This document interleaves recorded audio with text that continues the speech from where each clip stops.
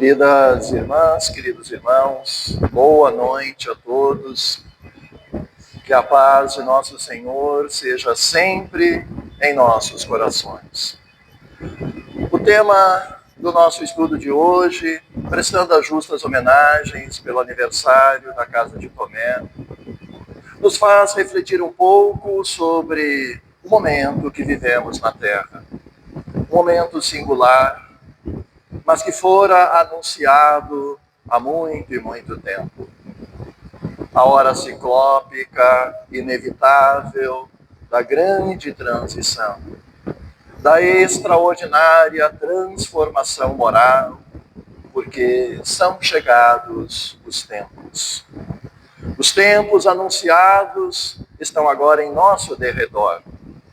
Uma era extraordinária de ciência, de tecnologia, de informação, como nunca antes se pudera imaginar na Terra, que transformou o nosso mundo, não apenas naquela aldeia global, mas efetivamente numa aldeia virtual. Hoje todos nós temos em nosso bolso, a um clique, quase que instantaneamente, o acesso a incontáveis bibliotecas. O conhecimento das eras da civilização estão ao alcance de todos. Nada se nos escapa. Temos conhecimento quase instantâneo de tudo e de todos. E, no entanto, a extraordinária ignorância da nossa natureza espiritual permanece assombrando o planeta. Todas as semanas, nos grupos mediúnicos de desobsessão em que trabalhamos, há mais de 20 anos, quantos irmãos e irmãs que dizem: ninguém antes me dissera nada a esse respeito. Eu nunca ouvira nada sobre isso. Evidenciando o conflito entre a verdade, o conhecimento e a nossa verdadeira existência. Ora, a pedra singular, a pedra de toque, capaz de catapultar o homem, finalmente, para a sua verdadeira destinação, não é outro senão a nossa fé. Não aquela fé dogmática, não aquela fé atávica, não a fé da superstição ou do misticismo, mas aquela fé imanente e inerente que precisa ser desenvolvida, precisa ser educada, precisa ser trabalhada diária e permanentemente. A chamada fé raciocinada, porque ela representa um recurso, um talento, um tesouro inapreciável, inestimável, de que muitas vezes, mesmo nós espíritas, não reconhecemos e não utilizamos na sua totalidade. Por isso que hoje colocamos o tesouro da fé raciocinada. Allan Kardec, o emérito codificador da doutrina espírita, bem compreendeu essa relevância. Por isso que ele vai dedicar todo o capítulo 19 para falar: a fé transporta montanhas, como nós sabemos. E ele começa para a nossa contextualização, trazendo aquela passagem de Mateus, capítulo 17, embora apareça também em Marcos e Lucas. Mas em Mateus está escrito: Jesus estava cercado da multidão que o acompanhara ao longo de todo aquele dia, como era habitual. E, a um dado instante, um homem acercou-se mais do Senhor, prosternou-se e disse para ele: Senhor, tem piedade do meu filho. O meu filho é lunático, meu filho está sempre em grave perturbação. Ele fica arranhando os dentes, ele fica espumando, perde o controle frequentemente. Ontem de noite ainda, eu o apresentei aos teus discípulos, mas eles não o puderam curar. Jesus, Pervagou a multidão que o olhava expectante e disse: ó raça incrédula, até quando estarei convosco? Até quando vos suportarei? Ou seja, até quando ele estaria nos ajudando ainda encarnado? Trazei-me aqui esse menino, pediu Jesus. E, ao fazê-lo, quando a multidão viu a faces daquele menino, que não parecia o rosto humano, ele parecia uma fera. Ele tinha uma expressão agressiva que impunha medo a todos que ali estavam. As pessoas se afastaram, formou-se uma clareira em meio à multidão. Então Jesus, voltando-se para o homem, perguntou: desde quando ele está assim? Desde a infância, respondeu o pai. Praticamente toda a sua existência. E não poucas vezes ele se atira no fogo, ele se atira na água, tentando se destruir, tentando se matar. Eu já fiz de tudo para salvá-lo.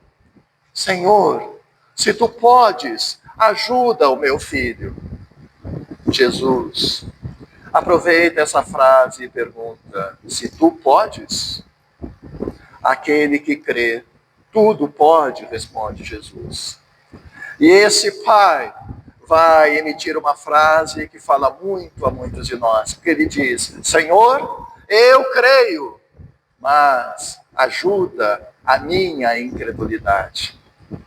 Quantas vezes a gente diz, às vezes para nós mesmos, eu creio, mas Senhor, ajuda a minha incredulidade. Porque às vezes a nossa crença é um pouco superficial. Às vezes a gente crê, mas descrê muito mais que crê. Senhor, ajuda a minha incredulidade. E naturalmente que Jesus, em resposta, vai ordenar ao espírito obsessor que perturbava aquele menino para que não apenas se afastasse, mas que não retornasse nunca mais. Ato contínuo, o menino cai prostrado no chão, imóvel, paralisado, como se estivera morto. Mas, ao toque gentil do mestre, se levanta. O olhar agora está totalmente diferente, como saindo de um longo vágado, e segue tranquilamente com o pai.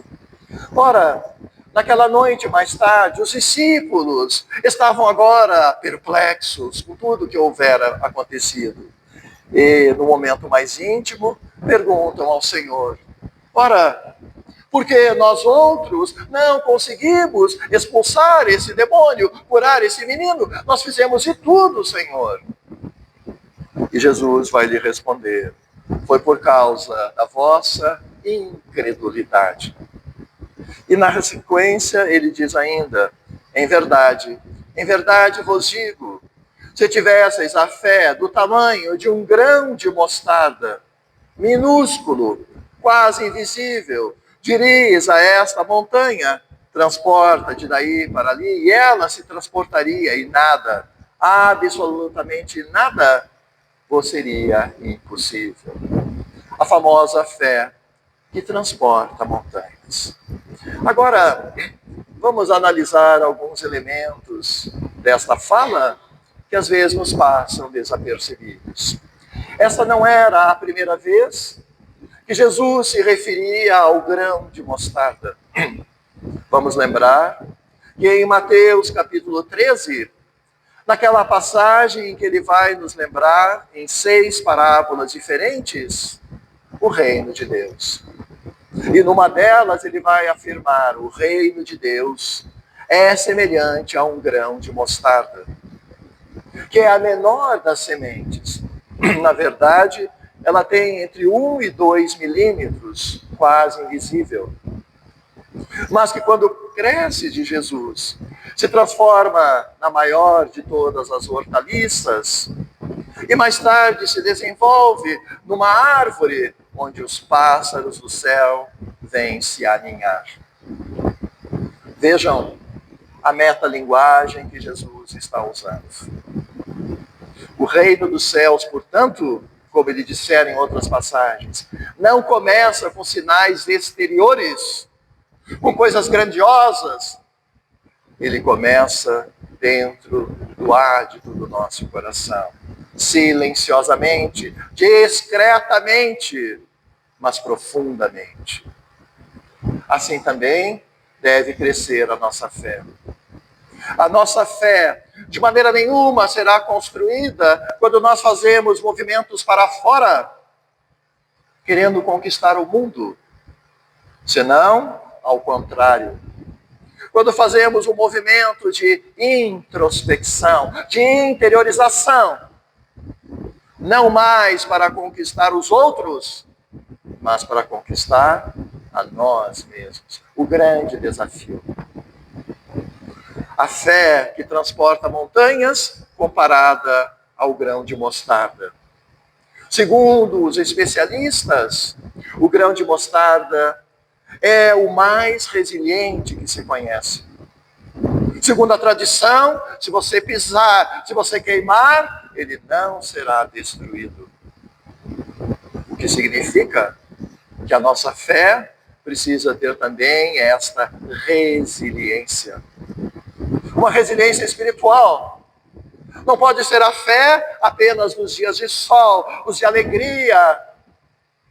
Ela precisa resistir quando soprarem os ventos, quando cair a chuva, quando subirem os rios.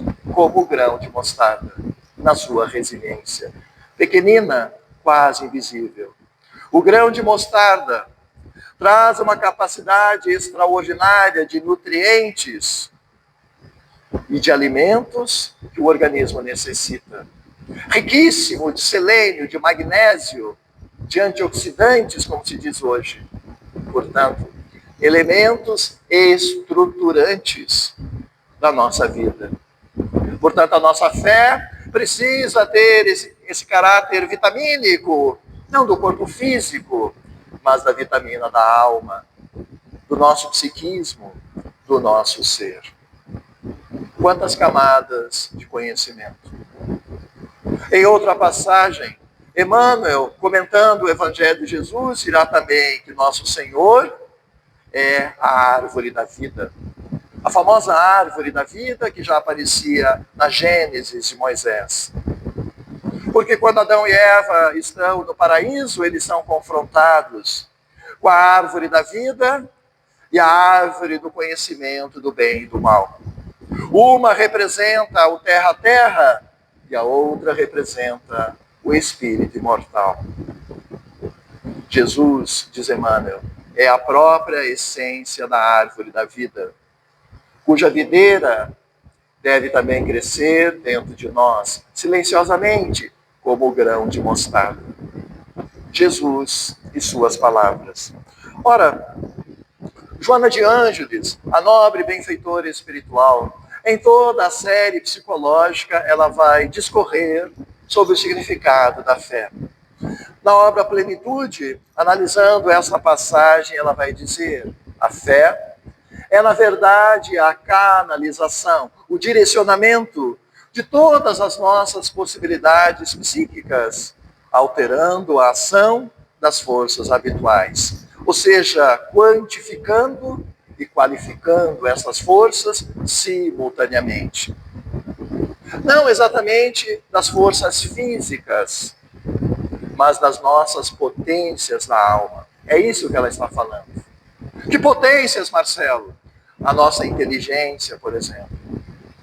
Iluminando todas as nossas inteligências. Começando com a inteligência, intelecto, racional, à luz dessa fé esclarecida. Para que eu possa analisar o móvel das minhas ações morais. E para que eu tenha juízo, ou seja, tenha exercício de razão, para não realizar ações amorais ou ações imorais, mas somente ações morais. Ora, o que é tudo isso, na verdade? À luz da doutrina espírita. Uma ação é imoral, não apenas quando ela é contrária às leis de Deus, às leis morais, mas quando ela simultaneamente está ligada ao mal, quando ela incentiva o mal, quando ela viabiliza o mal, mas também quando não apenas os seus objetivos, mas também os meios dos quais ela se utiliza são contrários às leis de Deus.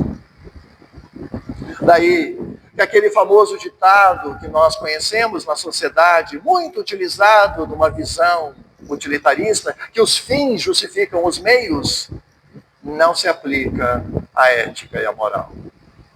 Porque se os meios não forem igualmente morais e éticos, esta é uma ação imoral.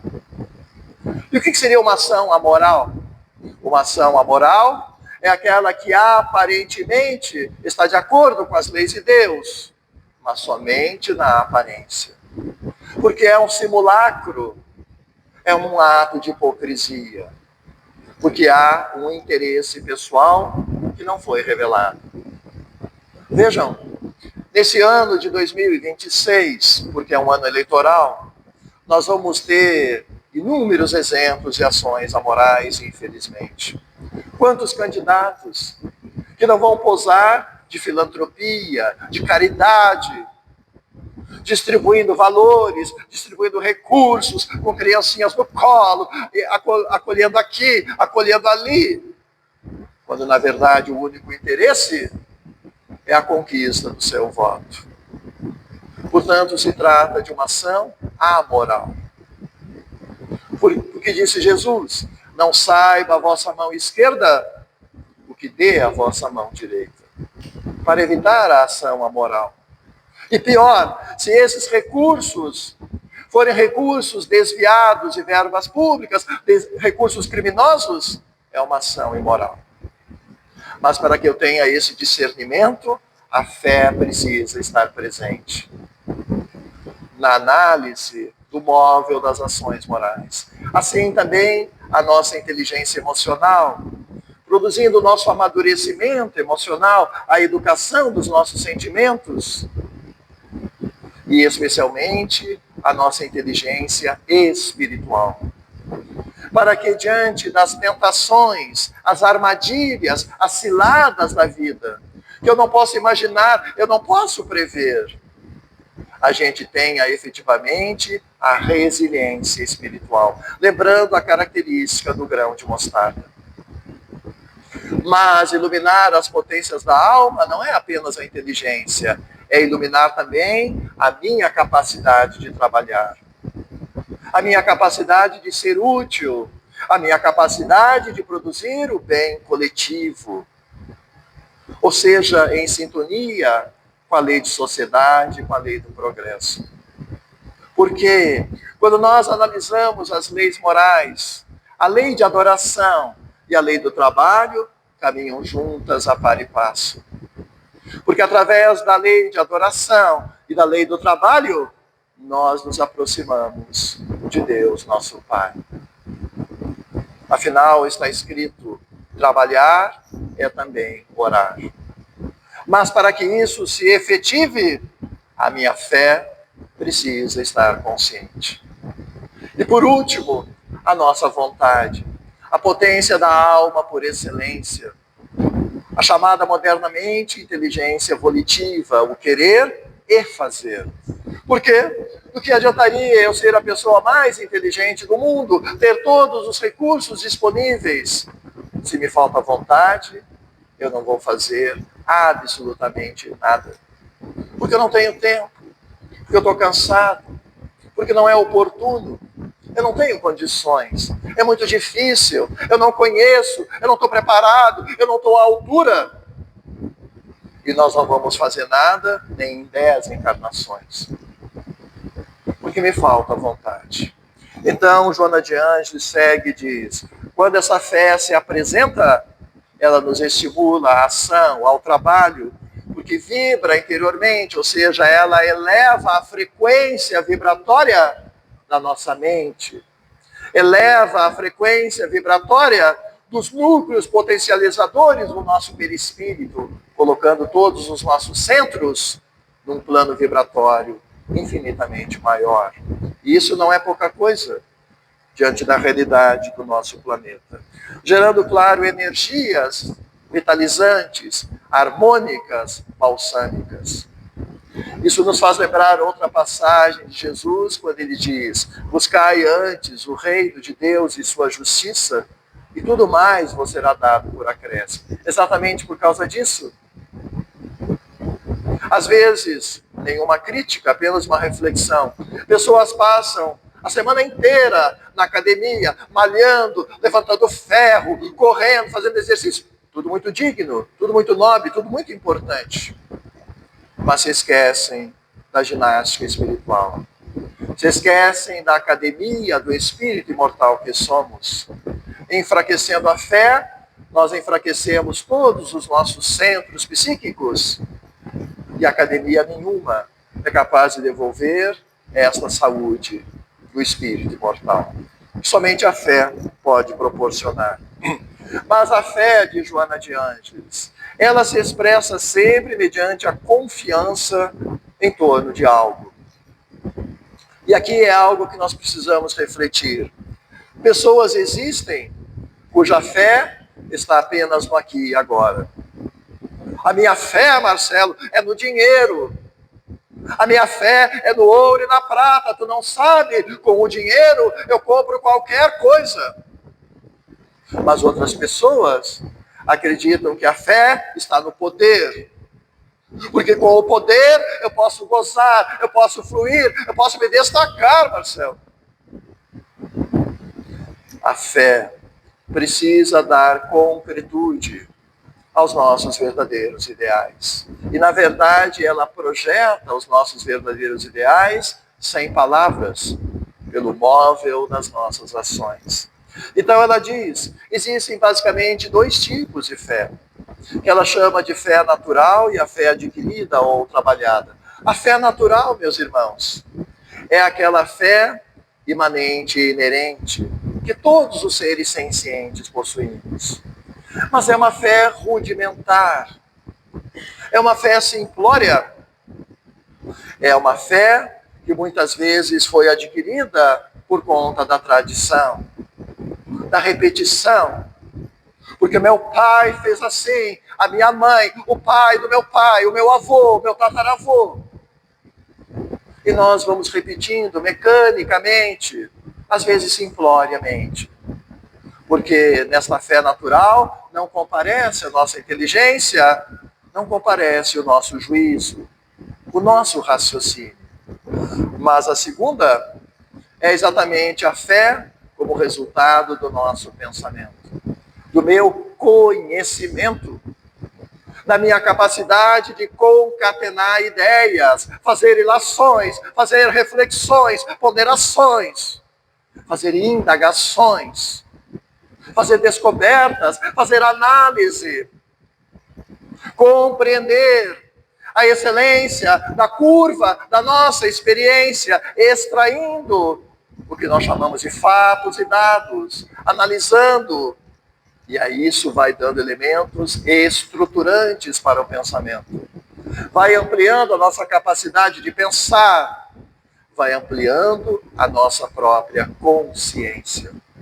Afinal, no livro dos Espíritos está escrito: a consciência é um tipo especial de pensamento.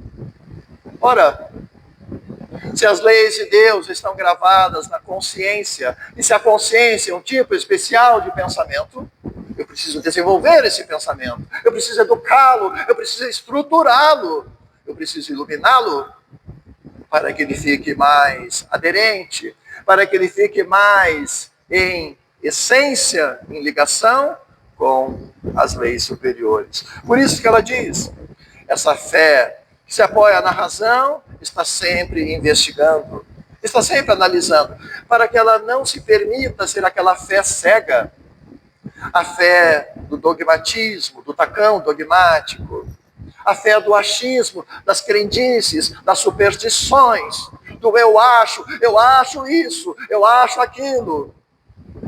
Mas nós não estamos aqui para achar nada, estamos aqui para conhecer as coisas.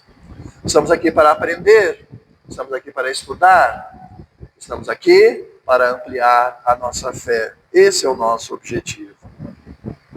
Não por acaso, Kardec fala exatamente que para essa estruturação, A base da fé precisa ser a inteligência, já falamos, mas não apenas a inteligência intelecto racional, todas as inteligências. Porque o grande objetivo da fé não é apenas nos encher de cultura, me encher de informações. O grande objetivo da fé é deixar bem claro, não é saber de cor e salteado todas as questões do livro dos Espíritos, todas as leis, todas as máximas. Isso é importante, é muito importante, mas não é suficiente. A verdadeira fé precisa alcançar inteligências mais sutis. A nossa inteligência emocional e a nossa inteligência espiritual. Sem o quê? Não alcançamos nada. Porque ainda que eu soubesse toda a codificação de cor, dependendo do móvel das minhas ações, isso não serviria para muita coisa. Por isso que ele diz, para crer não basta ver, é necessário compreender. Quantas pessoas dizem, Marcelo, ainda que eu visse, eu não acreditaria. Ainda que eu tocasse, eu não aceitaria.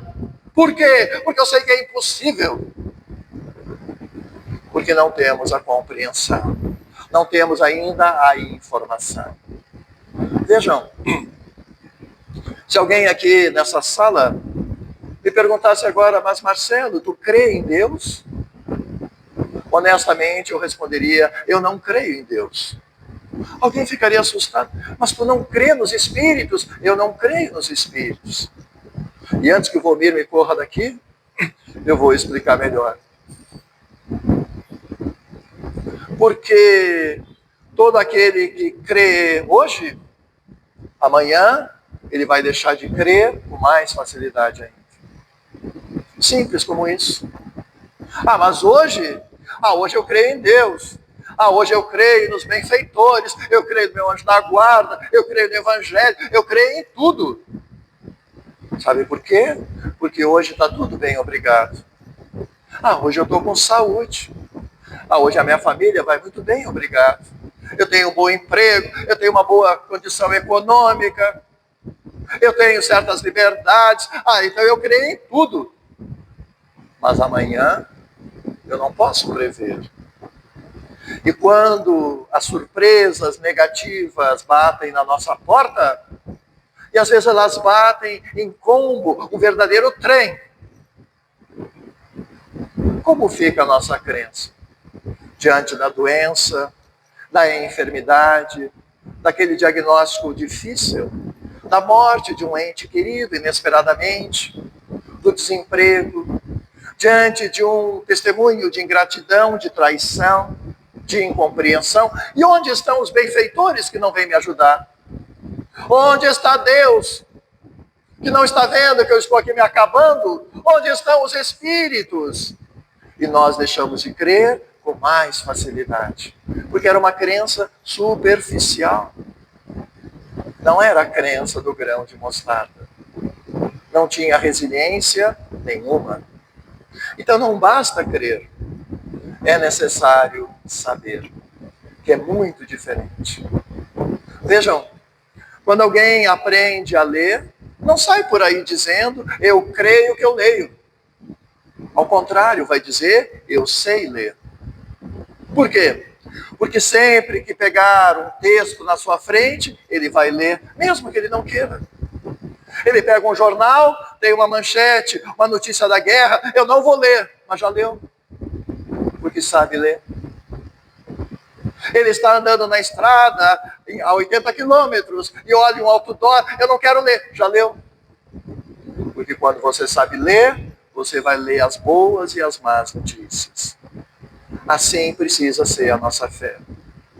A nossa fé não pode ser do tipo, eu creio em Deus. Não, eu sei que Deus existe, mas eu sei também por que eu sei que Deus existe. Eu sei que eu sou um espírito imortal, mas eu sei também por que eu sei que eu sou um espírito imortal. Ela precisa ser raciocinada, porque ela precisa ser estribada em fatos, em lógica, em razão. Daí a necessidade do conhecimento, a necessidade do estudo. Por isso ela não se dobra. Daí a máxima kardeciana, fé inabalável, só é aquela que pode encarar de frente a razão em todas as épocas da humanidade, acompanhando todas as descobertas da ciência, da tecnologia, do pensamento humano, porque a doutrina espírita, como diz Kardec, caminha à frente de todas elas. A esse resultado extraordinário conduz o Espiritismo, o tesouro da fé raciocinada. Para que a gente não se perca no cipoal de tantas filosofias, filosofias materialistas, filosofias cínicas que hoje povoam a nossa terra.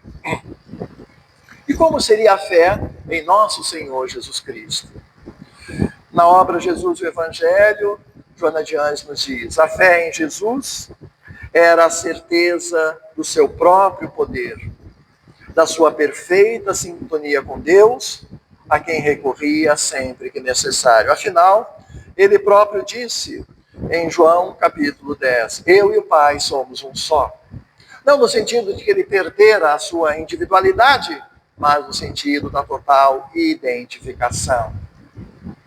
Todas as potências da alma, por assim dizer, de Jesus, estavam de maneira imanente e inerente, em sincronicidade com o psiquismo divino. A sua inteligência, a sua capacidade de trabalhar, de transformar, o seu livre-arbítrio, a sua vontade.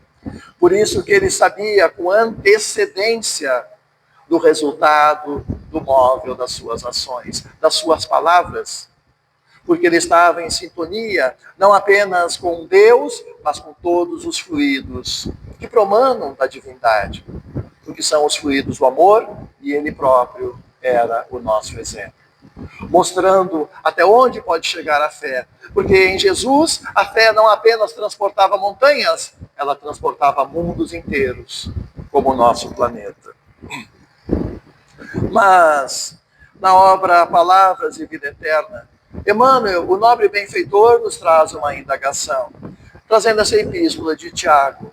Crês que há um só Deus e fazes bem, mas os demônios também o creem e estremecem.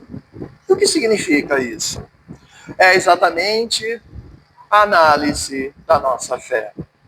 Emmanuel vai dizer, não importa exatamente o nome da nossa fé, o rótulo, qual é a religião, qual é a filosofia que nós temos preferência, aquela com a qual nós mais nos identificamos. Não estamos aqui num concurso para saber qual que é melhor, qual que é pior. Aliás, precisamos respeitar todas as crenças. O que interessa, na verdade, é o que nós estamos objetivando com tudo isso. O que nós estamos construindo. Qual é a diferença que esta fé está estruturando no meu dia a dia, no móvel das minhas ações. Se eu fizer uma análise, quais são as ações morais que eu estou computando e quantas são as ações amorais e imorais? Porque é isso que vai qualificar ou não a nossa verdadeira fé. Não o rótulo, não a nomenclatura. Joana de Anjos nos diz isso também. Ela diz, permitir-se a fé, ou seja, vivenciar a fé é um ato de coragem. Especialmente nessa noite de transição planetária que vivemos na Terra, onde a maioria das pessoas, covardemente, foge da verdadeira significação da vida, de maneira consciente ou de maneira inconsciente. Como, por exemplo, abandonar vícios e imperfeições. Um exemplo que ela dá. Vejam, quando ela fala de vícios, ela não está se referindo apenas aos vícios exteriores. A questão do alcoolismo, do tabagismo, da drogadição, da sexolatria, que são vícios, claro, mas como são exteriores, são visíveis, são mais fáceis de serem controlados. Ela está falando especialmente dos vícios interiores. O vício, por exemplo, da maledicência, o vício da calúnia, o vício da irritabilidade, o vício, muitas vezes, do nervosismo, da irritação, o vício do egoísmo, da vaidade, da egolatria. Superar esses vícios é um ato de coragem. superar impedimentos da própria leviandade. Quantas pessoas que dizem, mas Marcelo, isso não dá nada. Mas que bobagem, mas todo mundo faz, mas todo mundo vai lá, Marcelo. Mas todo mundo está curtindo. Mas tu não sabe, essa é a nova moda. Mas é exatamente nessas pequenas nuances que nós vamos construindo o nosso caráter. Afinal, diz Joana de Ângeles, é necessário aprender a ter um comportamento grande nas pequenas coisas da vida, para que nas grandes coisas a gente não se apequene. É um treinamento. Facultar-se a consciência do dever. Lázaro nos diz, o dever é a obrigação moral da criatura para com Deus e para consigo mesmo. O dever moral do nosso autorrespeito, da nossa autodignidade. Como, por exemplo, nunca se permitindo fazer às ocultas aquilo que nós não faríamos às claras. Ah, mas eu estou sozinho, mas ninguém vai saber, mas ninguém vai imaginar. Nunca faça às ocultas aquilo que você não faria às claras. Mas por quê? Porque se você precisa respeitar os outros, você precisa também respeitar a você mesmo. A consciência do dever. Para que através da nossa fé, efetivamente, nós possamos nos transformar, buscando a edificação interior. Afinal, Jesus asseverou para nós, conhecereis a verdade, e a verdade vos libertará. Agora prestem atenção nesse exercício de lógica, porque no cenáculo, respondendo a Tiago, Jesus diz, eu sou o caminho, a verdade e a vida. Que significa, eu sou o caminho da verdade e da vida. Ou ainda, eu sou o caminho da verdadeira vida. Ninguém vem ao Pai senão através de mim. Aquele que me conhece, conhece também o Pai. Portanto, quando ele diz, conhecereis a verdade, ele está dizendo, quem conhecer a árvore da vida, que é ele próprio. Quem conhecer a minha palavra, quem conhecer a boa nova, mas no sentido de alimentar-se dessa semente, de deixar que essa semente possa crescer dentro de si, efetivamente estará livre. Livre não apenas das crendices e superstições, livre não apenas dos vícios, livre não apenas das paixões e das ilusões, mas livre, finalmente, como espírito imortal que somos, para que possamos aproveitar a verdadeira árvore da vida, e não a árvore do conhecimento do bem e do mal, que permanecem luxuriando na cabeça de boa parte da humanidade ainda. Esta fala extraordinária, claro, ela nos lembra a mensagem do Espírito de Verdade no capítulo 6. Elas estão intimamente ligadas. Porque o Espírito de Verdade, ele começa falando para nós, quando ele diz, espíritas, amai-vos, este o primeiro ensinamento. Lembrando o que antes dissera Jesus. A lei áurea, a lei de amor. Amar a Deus acima de todas as coisas. Amar a Deus de todo o coração, de toda a alma, de todo o teu espírito. Mas amar o próximo como a si mesmo. Que é um convite ao alto amor. Mas agora o Espírito de Verdade acrescenta e diz, instruí-vos, esse é o segundo mandamento. E esta é uma revelação, esse é um fato novo, porque isso é algo que Jesus não houvera dito antes. Ele está elevando a instrução ao nível da lei do amor. Está querendo dizer que elas têm uma sincronicidade. Mas lembremos que a instrução no século XIX tinha um significado de educação, educação moral. Por isso que na mensagem seguinte ele diz, instruí-vos na preciosa doutrina, na doutrina espírita. Por quê? Porque ela dissipa o erro das revoltas humanas e vos mostra o sublime significado da nossa existência. Para que a gente não perca a nossa fé. Afinal, meus irmãos, quando nós lembramos dos 5 princípios basilares da doutrina espírita, todos eles remetem à nossa fé. Remetem exatamente à estruturação da nossa fé.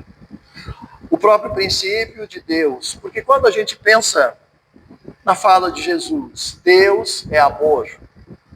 O amor, portanto, meus irmãos, é a alma do universo. O amor fala simultaneamente da minha sagrada origem e da minha nobre destinação. Se Deus é amor, não podemos imaginar que Deus, tendo criado o universo perfeito, ele agora ficou de férias, está descansando, porque está tudo no piloto automático. Ao contrário, se ele é amor, e se Jesus diz, meu Pai que está nos céus, até hoje trabalha, significa que esse amor continua trabalhando por cada um e todos nós. Porque se a excelência do amor é a caridade, e a excelência da caridade é a misericórdia, significa dizer que a misericórdia de Deus é infinita. E Ele me ama quando eu acerto e quando eu erro. Deus me ama quando eu estou fazendo bem, mas também quando eu estou fazendo mal. Não porque Ele gosta que eu faça o mal, mas porque Ele é amor. E Ele não pode ir contra a sua própria natureza. Ora, quando nós raciocinamos um pouquinho sobre o significado profundo disso, jamais poderíamos ficar desalentados. Jamais poderíamos cair na desesperança, jamais poderíamos ficar melancólicos e tristes, porque o amor de Deus está a um pensamento de distância de cada um de nós. Não importa o que eu fiz, não importa a extensão do meu erro, Ele é o amor máximo e Ele me acompanha a par e passo. Assim também todos os princípios que aqui estão.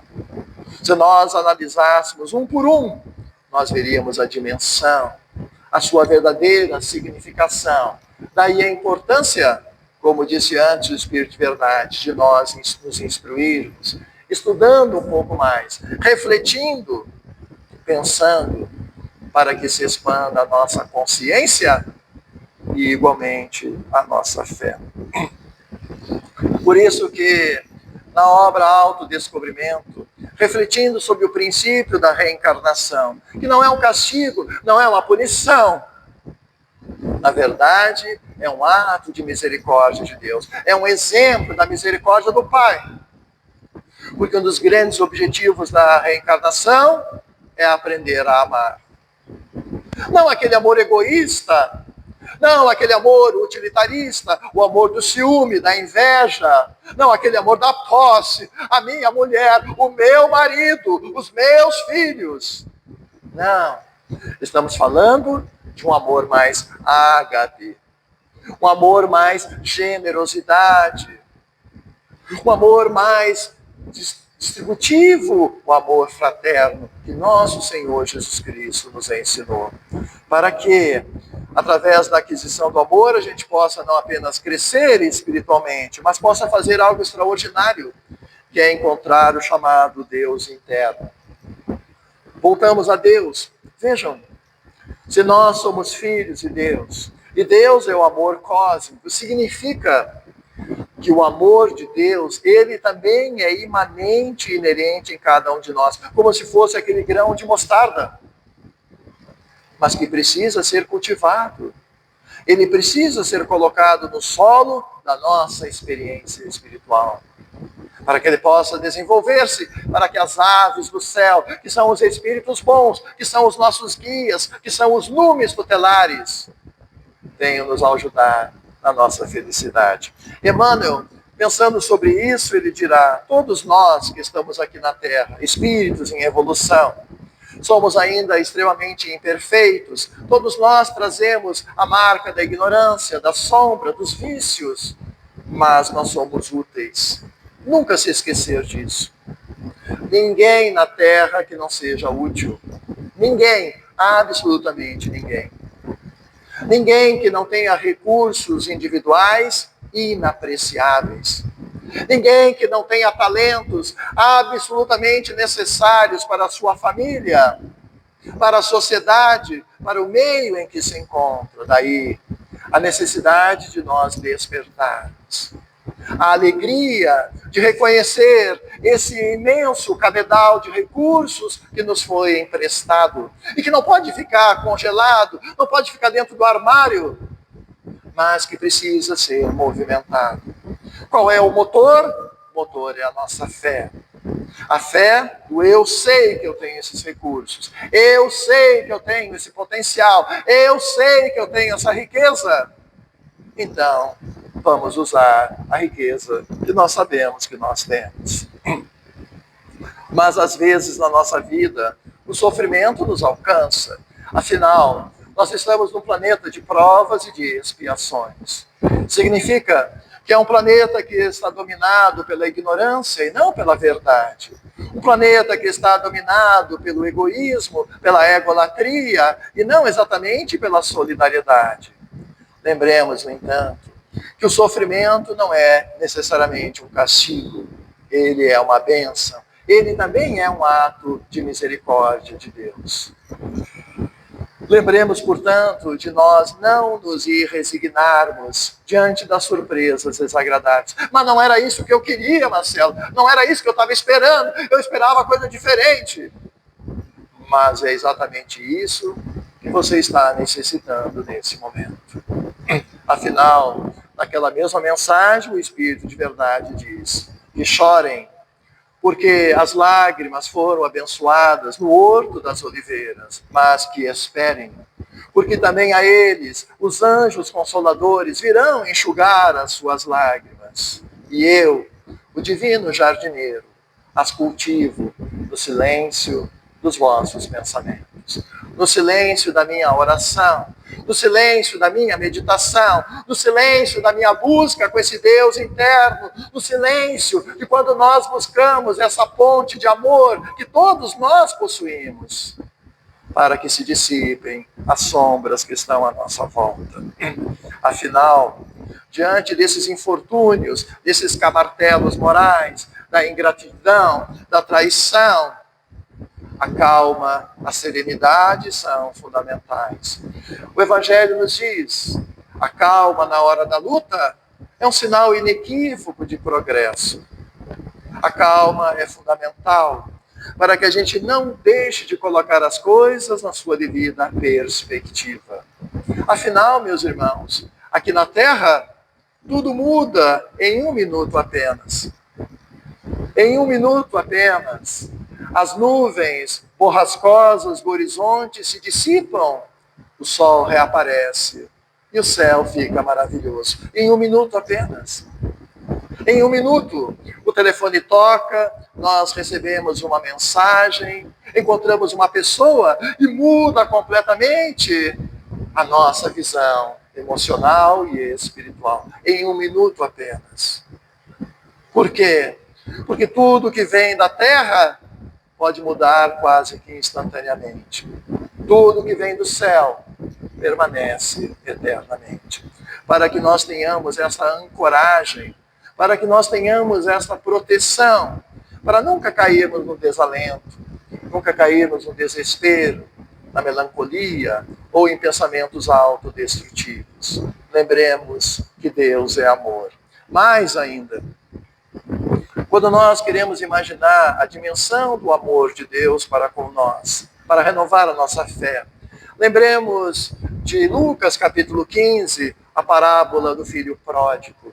Porque aquele filho que houvera dissipado toda a fortuna da herança que lhe cabia precocemente, desatinadamente, nos seus vícios, nas suas paixões, se repatriando na alucinação, quando ele cai em si, quando ele desperta, quando ele reconhece a extensão dos seus erros e começa a longa jornada de volta para a casa do Pai. Porque o caminho é longo, ele começa a entabular, pensando consigo mesmo, o que ele vai dizer para o Pai, como é que ele vai se desculpar, e ele se dá conta que não tem como se desculpar. Então ele vai ensaiando um pequeno discurso, ele imagina dizer, meu pai, eu não mereço mais ser chamado de teu filho, eu joguei tudo fora. Mas ele não tem tempo de dizer absolutamente nada. Porque quando ele menos espera, o pai o abraça efusivamente, o pai se enternece, o pai o beija calorosamente.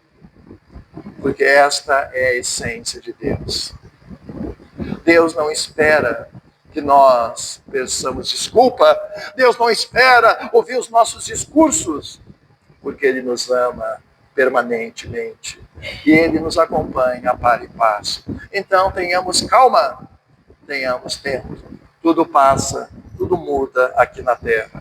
É por isso que quando nós analisamos exatamente o momento ciclópico aqui da Terra, o tesouro da fé raciocinada é realmente um recurso inapreciável. Se eu não tenho esse tesouro, a vida física terá para mim total prioridade. Eu vou viver apenas para o ter, para o poder, para o gozar, para o fluir. Quantas pessoas me dizem, mas Marcelo, está perdendo tempo. A vida é tão curta, passa tão rápida, e eu quero aproveitar, eu quero curtir. E eu sempre digo, é verdade, a vida é curta, mas a eternidade é longa, e eu preciso me preparar. Tudo depende da nossa perspectiva. Assim também a morte. Nós sabemos que a morte não nos transforma absolutamente. A morte não vai me elevar e não vai me rebaixar. A morte vai simplesmente desvelar quem nós realmente somos. Daí a importância de se preparar para essa morte que é inevitável. Assim também os bens da terra. Afinal, disse Jesus, não acumuleis tesouros aqui na terra, porque é inútil. E quem não acredita, basta se lembrar da inundação de 2024. Quantas propriedades, quantas vidas humanas foram levados de roldão pelas forças da natureza, às vezes em um minuto apenas. Não, disse Jesus, acumuleis os tesouros na alma, porque eles são imprescritíveis, são inexoráveis, são indestrutíveis. São os tesouros da verdadeira vida, da árvore da vida. Assim também as tribulações e assim também o conceito do bem e do mal. Dando-se conta que nós não estamos aqui na terra para lutar contra o mal, e sim permanecer no bem. Não deixando que o mal dos maus me faça mal, tornando-me igualmente mal, mas permanecendo no bem. E para encerrar estas rápidas reflexões, por isso que Joana de Ângeles sintetiza e diz agora, a fé é na verdade a alma, a essência da caridade, da verdadeira caridade, da caridade moral. A fé é a essência, portanto, da indulgência, da benevolência, da misericórdia. Sem ela, nós não teríamos a piedade, não teríamos o exercício da caridade. Ela é, na verdade, a essência de todas as virtudes, todos os elementos morais que nós precisamos desenvolver. A fé, na verdade, como já falamos, é a vida, a árvore da vida, a vida em abundância. A fé é o liame de luz que nos liga ao coração magnânimo de nosso Senhor. E, portanto, é ela que oferece a nossa vitalização. É ela que vai oferecer a nossa harmonização. É ela que vai conferir a coragem que nós necessitamos para os nossos testemunhos. Ela é o farol de luz que ilumina as vielas escuras dos passos humanos, aonde nós ainda nos demoramos. Ela é, sem dúvida, o verdadeiro elixir da felicidade, o elixir da saúde. Ela é a inesgotável fonte da felicidade.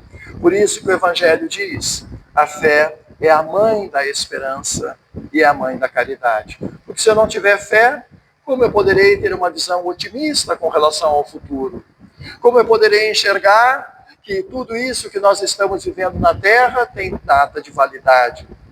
E que nosso Senhor Jesus Cristo continua controlando todos os movimentos do orbe. Onde estará a inspiração para a caridade? Onde estará a minha motivação para perdoar? Onde estará o guia para que nós possamos efetivamente conquistar um pouco mais de amor, se não tivermos fé? Por isso, seja a nossa fé o nosso maior tesouro.